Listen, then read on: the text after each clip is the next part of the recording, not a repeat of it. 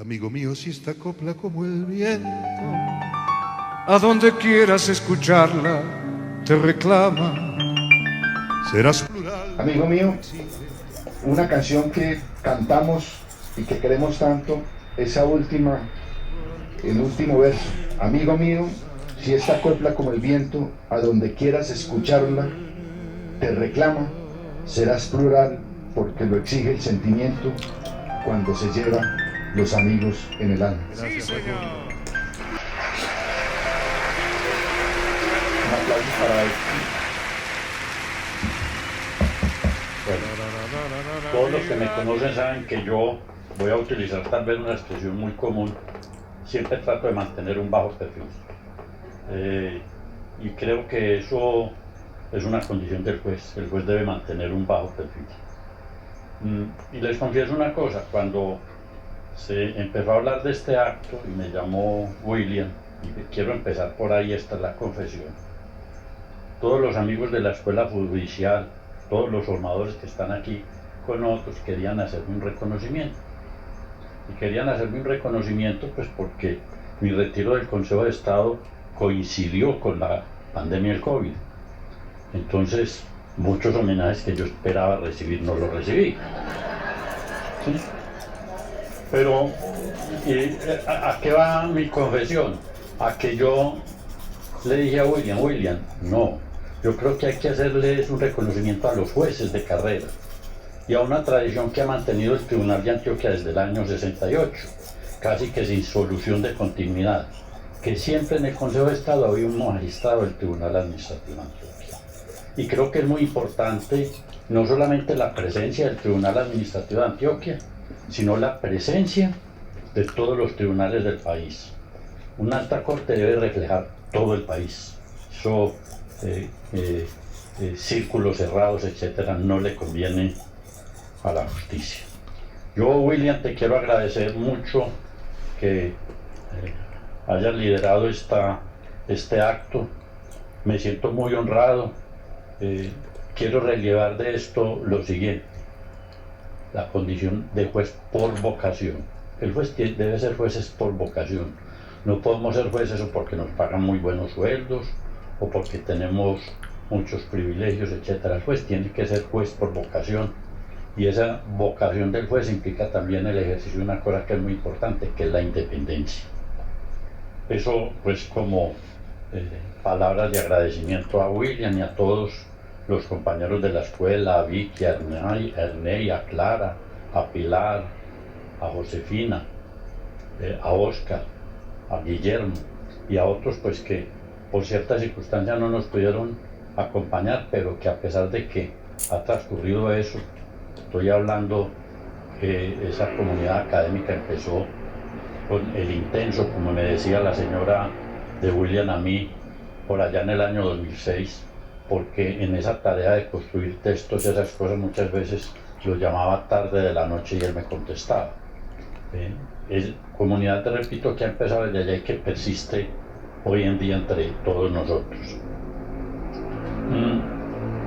Entro a una cosa que me parece muy importante compartir con ustedes. Se lo mencionaba a doña Pastora ahora. Yo empecé mi carrera judicial como juez promiscuo en San Carlos. ¿Sí? Y cuando ella mencionaba eso,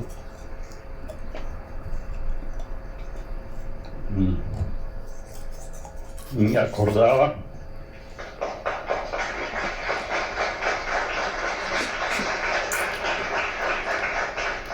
de muchos amigos míos que murieron allá.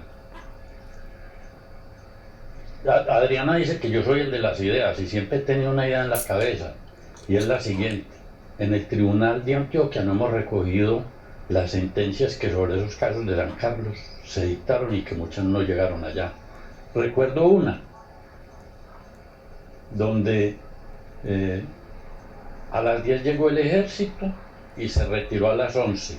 A las 2 entraron los paramilitares, hicieron el daño, volvieron a salir y a las 3 o 4 de la tarde volvió el ejército.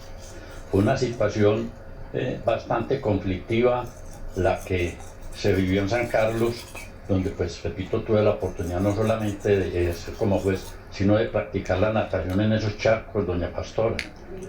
¿Sí? estaba muy joven, estaba recién salido de la universidad. Y una última cosa que también quiero que se tenga en cuenta cuando hablamos de la visión desde desde los tribunales, las conciliaciones.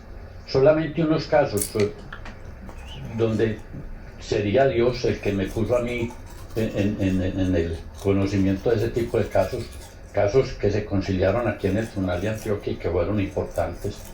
Marta Nuri recuerda conciliaciones que empezamos muchas veces a las 8 de la mañana y terminamos a las 3 de la mañana de ese mismo día, concretamente el Lauro de Ituango. En el Lauro de Ituango hubo una conciliación aquí, incluso esa conciliación del Lauro de Ituango, digamos, fue la que sirvió para que después la Corte Interamericana, digamos, fijara pautas sobre lo que era la indemnización, porque lo que se alegaba en la Corte Interamericana era que, como había operado el principio de subsidiariedad, porque el recurso interno había funcionado y se había pagado la condena, que ya habían quedado indemnizados. Recuerden ustedes que la Corte dijo algo distinto en el sentido de que eso se imputaba, pero que no implicaba una reparación integral. Otro caso muy interesante fue el caso de Villatina. Creo que tal vez fue el primer caso donde en Colombia se mandó a hacer un monumento en memoria de las víctimas. Estamos hablando ya por allá por las épocas del M-19, fíjense ustedes, ¿sí? Y había unos niños, porque eran unos niños que hacían parte de una comunidad parroquial. Salieron de una reunión en la parroquia y unos agentes del DAS llegaron y los masacraron. Eso también fue objeto de conciliación aquí, con una persona que tal vez, no sé si todavía ejercerá ante el tribunal, pero que yo, a pesar de que podíamos tener diferencias, digamos, de tipo ideológico, admiré mucho por su persistencia y constancia, que fue la doctora María Victoria Falón. Esa señora es una señora abanderada de los derechos humanos y fue la apoderada en ese tipo de casos. Y otro caso donde lo que se muestra es lo que es la guerra, que fue el caso de los niños de Pueblo Rico. Los niños de Pueblo Rico iban en paseo de colegio, digamos, por esta cordillera, y aquí al frente por esta cordillera estaba la patrulla del ejército. Y la patrulla del ejército creyó que eran guerrilleros, estaban asustados, los soldados eran soldados regulares y reclutas, y empezaron a disparar y mataron a esos niños. Todos esos casos se arreglaron por vía de la conciliación, que yo creo que es un instrumento también muy importante como parte de eso que es la reparación integral y sobre todo de un factor que es la convivencia. Porque yo creo que el papel del juez debe estar determinado fundamentalmente como un artífice de la convivencia social. Si el juez no es artífice de la convivencia social, ni el juez ni el Estado tiene razón de ser. Bueno, y podría seguir hablándole mucho de estos temas, porque cuando uno se va volviendo viejo, ya vives de los recuerdos y de las anécdotas, ¿sí? Quiero a todos ustedes agradecerles este acto. Solo una idea final. Fíjense que habló William, magistrado de tribunal, de Jorge Iván, de Gloria, de Jorge Octavio, magistrado de tribunal. Llegar a las altas cortes, si uno hace las cosas con vocación, con constancia, con responsabilidad, es factible para cualquier cosa. Muchos de los formadores que nos acompañan aquí debieron estar allá o deberían estar allá, pero desafortunadamente hay otros imponderables que se presentan en el camino que evitaron o evitan que lleguen allá. Pero de todas maneras, esa es una muestra de que el juez de carrera es muy importante en una alta corte. Lo que yo llamo el diálogo de los oficios entre el académico, el litigante y el juez de carrera es muy importante, porque cada uno lleva una visión de la vida y una experiencia propia, y a través del consenso, de la conversación, etcétera, es que se logra precisamente la construcción colectiva de la sentencia. De nuevo, pues muchas gracias, y termino diciendo una cosa que se la aprendí al maestro Carlos Betán Jaramillo. No sabía que había hecho tantas cosas en la vida. Muchas gracias.